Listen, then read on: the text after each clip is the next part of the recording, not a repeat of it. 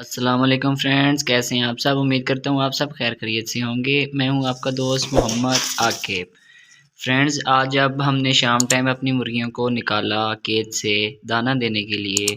तो ये वाली हमारी एक मुर्गी जो अंदर इस तरह लेटी पड़ी थी, जिसको हमने उठा कर देखा लेकिन वो अपने पाँव पर खड़ी नहीं हो पा रही थी। तो इसे हमने चेक किया कि इसमें बहुत सी विटामिन्स की कमी हो गई हैं, जिसकी वजह से ये बिल्कुल कमज़ोर हो गई है, जो अपने पाँव पर खड़ी नहीं हो सकती।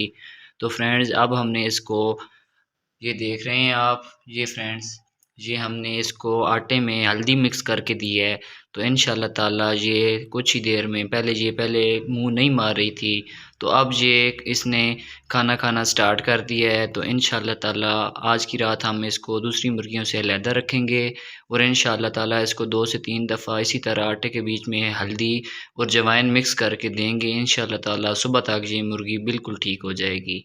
फ्रेंड, ये देख रहे हैं आप मुर्गी, ये वाली मुर्गी हमारी रात के टाइम पर बहुत बीमार हो गई थी। ये अपनी टांगों पर भी नहीं खड़ी हो पा रही थी और ये ना कुछ दाना खा रही थी और बिल्कुल सुस्त और ढीली होकर लेटी हुई थी। इसे हमने रात के टाइम पर हल्दी और आटा और अजवाइन को मिक्स करके छोटी छोटी गोलियां बनाकर इसके सामने रखी थीं। थोड़ी बहुत इसने खुद खाई और कुछ हमने अपनी हाथ की मदद से इसको खिलाई।